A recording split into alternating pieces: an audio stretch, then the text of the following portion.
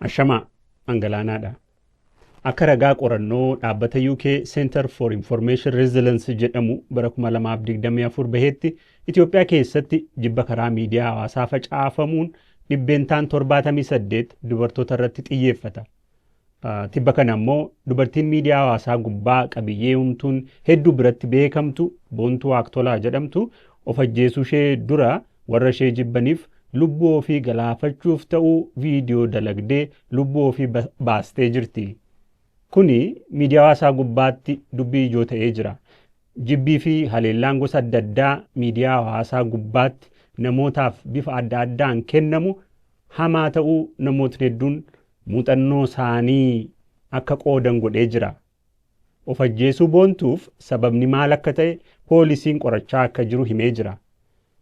Namootni isheetti dhiyaatanis sababni isaa akka poolisiin qoratamu abdii qaban BBC'tti himanii jiru. Garuu ammoo nama miidiyaa hawaasaa gubbaatti arrabsamtuu fi miidhaan irra gahu ta'uu dubbatanii jiru. Viidiyoo kana keessatti rakkoon kun hangam bal'aa akka ta'e, miidhaan isaa hagam guddaa ta'uu akka danda'u, rakkoo kana dhaabuuf eenyurraa maal akka eegamu irratti mari'anna. Keessummootas affeereen jira. Of ajjeesuu Boontuu booda namoota miidiyaa hawaasaa gubbaatti miidhaa wal fakkaatuuf saaxilamuu himatan hedduu keessaa tokko gaazexeessituu Masarat Dhaabaati. Masarat miidhamtuu jibba arrabsoo fi dhaadannoo karaa miidiyaa hawaasaa irra gahuun miidhamuu ishee himti. Baay'ee hammaataadha, baay'ee ulfaataadha. Namni hanga of jibbuu gahee lubbuusaas hanga galaafachiisuu geessisa. Egaa anas dabalateeti. Ani yeroo jalqabaa tokko gara sooshaal miidiyaatti waa'ee jireenya koo fiduurraa kan ka'e suuraatiin mul'isuutiin viidiyootiin mul'isuurraa kan ka'e yeroo sana haamilee koo na cabsuuf arrabsoo garaagaraa keessaa seenanii turan yeroo jalqabaa ajandaa kana godhatanii eegan sana argee nan dhiise waan tokko waan hundan qoodu gara sooshaal miidiyaa kanatti hojiiwwan koo garuu gara miidiyaatti dhufuu barbaachisan yeroon proomoot godhu irratti jala deemanii siqeequ. Sunis maalirraahi yaada keenya fudhadhu waan hundaan siif filaa ilaalcha siyaasaa keenya hordofii nutu abbaa warraa siif filaa nutu haadha warraa siif filaa haati warraa keessiin taatu abbaa warraa keessiin ta'u hiriyaan kee kun sirrii miti siturra caalaa isheen sii gadi wantoota akkasii sun hin jiran jechaadha. So ilaalcha siyaasaas maaf ebalu deeggartaa maaf ebalu wajjin jiraattaa maaf bakka kana deemtaa siin jedhu hojii kee keessattis ogummaa kee keessattis maaf ebalu dubbistaa maaf ebalu gara miidiyaa kanaa fiddaa wantoota jedhan parsanaalee qunnamee jira. Ogeessi miidiyaa Toleeraa Fiqiruu waggoota 3 fi 4 dura rakkoon yaaddeessaa akka ta'e hubatee namoota dhoksaan muuxannoo isaanii qoodan dubbisuun guddina rakkoo kanaa saaxiluuf yaaleera. Toleeraa, mee waggoota dura gabaasa qorannoo hojjette keessatti bal'inni rakkoo kanaa hagam ta'uu hubatte? Haleellaa fi jibbii karaa miidiyaa hawaasaa geggeeffamu kan onlaayinii geggeeffamu ammaataadha jennee ilaallu sadarkaa guddaarra hammaachaa tirendiin isaa kan mul'isu waggaa 3 darbanii fi qorannoon ta'an sunii geggeessine kan mul'isu yeroo yerootti dabalaa jabaachaa hammaataa deemuusaa agarsiisa.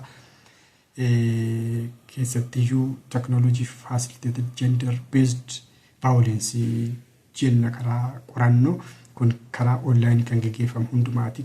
Haa ta'u malee sooshaal miidiyaatti irratti kan geggeeffamu innumaayyuu hammaataa dhufe sababa isaa beekamaadha. Itoophiyaa keessatti sooshaal miidiyaan baay'ee babal'ataa jiran intarneet aksesiin dabalaa jira. Kun maalirraa dhufe gabaabumatti wantoonni mul'atan onlaayinii tireetiin jiran dhiibbaan jiran haleellaan jiran kuni jibbi jiran kuni kan isaan dhufanii offlaayinii jireenya uummata biyya kana keessaa kan calaqqisanii ba'anidha malee qilleensarraa kan dhufan miti. Biyyi kun patriarchal society akkuma beekamu kana keessaa dhufee onlaayinii intarneetii reinforce godheetu amma gara sadarkaa hammaataatti ce'ee jechaadha. Sadarkaa hammaataatti ce'uunsaa maaliin mul'ata? Qorannoowwan dookumentii ta'an keeziiwwan hedduun dookumentii ta'an fakkeenyaaf namoota waggoottan kana keessatti dubartoota dhimma kanaaf saaxilamanii danda'u jedhamee intarviiyuu ta'an keessaa harki 52 kan ta'anii sireesii kan ta'e haleellaan akka isaan irra ga'e karaa jibbaa karaa gama garaagaraatiin haleellaan onlaayinii isaan irra ga'e balaa biraa dhaqqabsiisuu isaa agarsiisa. Keessattiyyuu offline waan agarru kun online waan agarru kun gara offline dhufa. Inni cimaan tokko kan argaa jirru jechuudha. Dhiibbaa guddaa geessisaa jennee kan ittiin beeknu tokko gara jireenya isa dhugaa keessatti calaqqisa dhufe. Ofii jibbii fi doorsisa dabalatee miidhaa gama miidiyaa hawaasummaan namarra ga'u seeratti dhiyeessuun xiqqeessuun danda'amaa?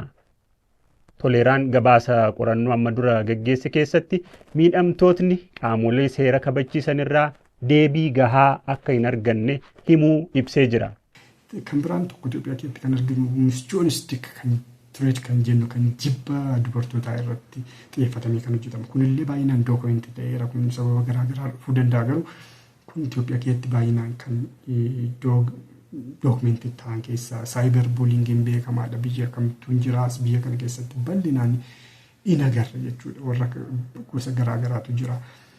Kan biraan baay'ee yaachisaa kan ta'e public shaming kan jennu hedduu nama yaachisan kuni dubartoonni biyya kanaa warra irratti xiyyeeffatamee hojjetu tarkaanfii garaagaraa kan ce'an kan godhu tokko isaa inni maali public shaming jechuun dubartoonni akka qaama isaaniitti qaaneffatan jireenya isaaniitti dubartoota ta'anii ta'uu isaaniitti akka qaaneffatan hojii isaaniitti akshinii fudhatanitti waan community keessatti waan hojjetan irratti akka qaaneffatanii fi kan kaampeenii godhamuudha humiliationii qaba sodaachisuu akka gadaantummaan akka dhaga'amu gochuu kuni qorannoowwan waggoottan sadan kana keessa Dutch Valley Academy Center for Information Resilience Agence France Presse wajjin hojjedhe keessatti bal'inaan kan arge kana kun public shaming and public humiliation kun dubartoota baay'ee miidha keessattuu dubartoonni irratti xiyyeeffatamu warra baay'ee dubbatu warra jaba waan ta'aniif yeroo baay'ee miidhaan isaa practically karaa offline mul'ata online qofatu hin ta'in jireenya isaanii isa kallattiin jiru keessattis baay'ee mul'ata jechaadha. Ogeettii seeraa kataate Elsaabeet Asaffaa dhimmi kun seeraan akkamitti akka ilaalamu nutti himti. Preemptive measure isa jennuun rakkoon tokko materialize osoo hin godhiin of eeggannoo abbaa sanaatiin wantoonni hambisuu dandeenye yoo jiraate of eeggannoo taasisuu fi haala itti fayyadama sooshaal miidiyaa keenyaa fooyyeffachuu qabna kaalcharii isaanii jechuudha tokkoffaan. Inni lammataa immoo gochoonni kun yeroo baay'ee seerota garaagaraa keessatti akka gocha yakkaatti tumamanii kan jiranidha. Seera yakkaa keessatti illee akka gocha yakkaa tumamee taa'ee jira. Kanaaf gochoonni kun gaafa raawwatamu namni miidhame tokko dhimma kana gara qaama seeratti dhiyeessee furmaanni seeraa akka kennamuu fi tattaaffii danda'an taasisuu qabu jedheedha. Kana caalaa immoo dhimma kanarratti namni hubannaa argachuu qaba jedhee yaada. Sooshaal miidiyaa irratti namni bakka ragaan hin jirretti bifa barbaadeen socho'a waan ta'eef gocha barbaade raawwatee achii immoo feek akkaawuntii duuba taa'anii gocha garaagaraa raawwatan waan ta'eef ta'ee jedhanii nama miidhuudhaaf illee namoonni feek akkaawuntii uummatanii sooshaal miidiyaa kanarratti socho'anis waan jiraniif namoota akkasii kanarraa of eeggannoo taasisuufis ta'ee namoonni biraa akka of eeggannoo taasisan eeruudhaaf yookiin gargaaruudhaaf hubannoon haala itti fayyadama sooshaal miidiyaa hawaasni kun qabu dargaggoon kun qabu sirriitti fooyya'uu qaba jedhee yaada. Kun immoo qaamni garaagaraa qaamni mootummaatis miti mootummaanis irratti hirmaachuudhaan jijjiirama teekinooloojii wajjin gochoonni raawwataman yakkoonni raawwataman bifa isaaniitillee jijjiiraa jira waan ta'eef seerri keenya gochoota kanaan kan wal madaalu akka ta'u qorannoon garaagaraa taasifamee seeronni keenya gama kanaan ba'anillee gochoota bifa isaanii jijjiiraa deeman guddina teekinooloojii fi itti fayyadama sooshaal miidiyaa wajjin bifa walgituun seeronni keenyallee gochoota kan hammatanii sirna haqa kennisiisuu kanarratti hojjechuun dirqama ta'a jedheetiin amanaa. Gama biraatiin gama qaama mootummaatiin immoo seerri amma jiru kallattiidhaan haleellaa fi miidhaa sooshaal miidiyaa kanarratti raawwatamu kabar kan gochuu danda'udha jedhee hin amanu. Kanaaf gama kanaan seerri gocha kana sirriitti haguuggii kennee haalli madaallii ragaatiis haalli immoo namoota feek akkaawuntii duuba ta'anii gocha yakka akkasii kana raawwatan bifa kamiin saaxilamuu danda'u jedhu irratti seerri cimaan ba'uu danda'uu qaba. Sarviis piroovaaydaroota sooshaal miidiyaa yookaan immoo tajaajila sooshaal miidiyaa dhaabbileen tajaajila sooshaal miidiyaa dhiyeessanis itti gaafatamummaa guddaan akka irra jiru sirriitti hubachiisuu fi seerri gama kanaan jiru akka cimuu fi kallattiidhaan raawwatiinsa akka qabaatu taasisuu irratti hojjetamuu qaba jedheen amanaa. Kan ammoo fakkeenyoota garaagaraa irraa barachuu dandeenya addunyaa irratti. Awustiraaliyaan gama kanaan seera fooyya'aa ta'e yookiin eegumsa fooyya'aa ta'e kenniti.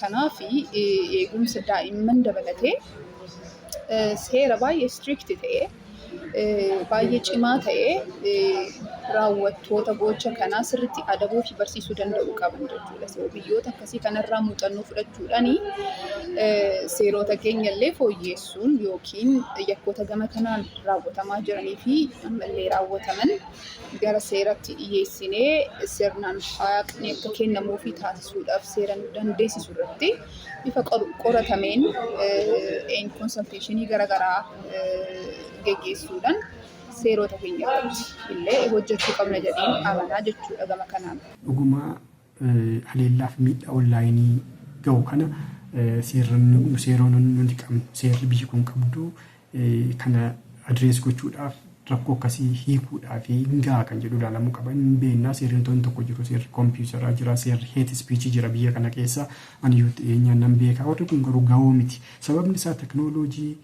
facilitated gender based violence kan jennu kun trendii amma emerge godhe yeroo dhiyeenya keessa kan dhufe trendiin isaa immoo haala ariifachiisaadhaan kan guddataa deemu kan dabalaa deemu biftii fi immoo gosti miidhaa kan haleellaa kanaan guyyaa guyyaatti jijjiiramaa deema waan akka artificial intelligence. Kanaaf Itoophiyaan dhaabbattee amma seera kanaaf walumaa gala warra seeraa wajjin consultation godhee kana nu badheanii Itoophiyaan seera addatti teknooloojii facilitated gender based violence jennu kan adrees godhuu hin qabdu online safety fi online security irratti addatti kan bahee hin qabdu kun hin barbaachisa. Kun yeroo gabaabaa keessatti qoratamee seera biyya kana keessa haala miidhaa gara biraan finnee fakkeenyaaf miidhaa yaadoo fi bilisaan ibsachuu akka hin finne miidhaa sana irratti impaaktii sana akka hin uumne ilaalamee qoratamee beektotaan dhufuu qaba. Kan biraan enforcementiidha. Inni hammaata ta'e inni guddaan rakkoo inni guddaan garuu seera kana raawwachiisuudha. Kan saayibar attaakii kana irratti itti gaafatamummaadhaan hojjetu addatti saayibar attaakii yeroo jedhu onlaayinii kiraayimii karaa haraasmentii kana onlaayinii hojjetamu kana addatti kan hojjetu karaa mootummaa karaa warra kaanii inni lammaffaan itti gaafatamummaa guddaan warra big tech companies jennu akka warra TikTok akka warra Meta akka warra X kan jennu kan dur Twitter jennu ammallee isaan baay'inaan irratti dubbabbiin godhan akka Telegram akka YouTube irraa itti gaafatamummaa guddaatu eega. Garuu ammatti baay'ee sodaachisaa kan ta'eef kan cimaanii warra TikTok fi Facebook irraa kan eegamudha. Isaan lamaanii maaltu isaan irraa eegama moderation isaanii content moderation approach isaanii jijjiiruutu irra jiraata. Kontekstii biyya kanaatti jijjiiruutu irra jiraata. Kanaaf immoo ciminaan itti deemuu kan qabu hawaasaa fi mootummaa fi warra civil society hundumtuu wal faana ta'ee dhiibbaa fiduu qaba warra tech kaampaanii kanarratti. Masarat miidhaa gama miidiyaa hawaasaan irra gahu akka itti dandamattee fi eenyurraa maal akka godhamuu qabu gaafannee jirra. Maal gochuu qabna wantoota miidiyaa irratti baasnu irratti of eeggannoo gochuu akka qabnu. Keessattuu immoo jireenya keenya dhuunfaa haala maatii keenyaa haala gammachuuf gadda keenyallee hanga dandeenyeen otoo dhoksine gaariidha. Yeroo tokko namni waan godhu hundaa nyaatas dhugaatiis mul'isa. Sana keessatti wantoota lama yaada. Waan inni nyaadhu sana kan dhabee rakkatee jiru jiraachuu danda'a. Sana dhoksuun barbaada.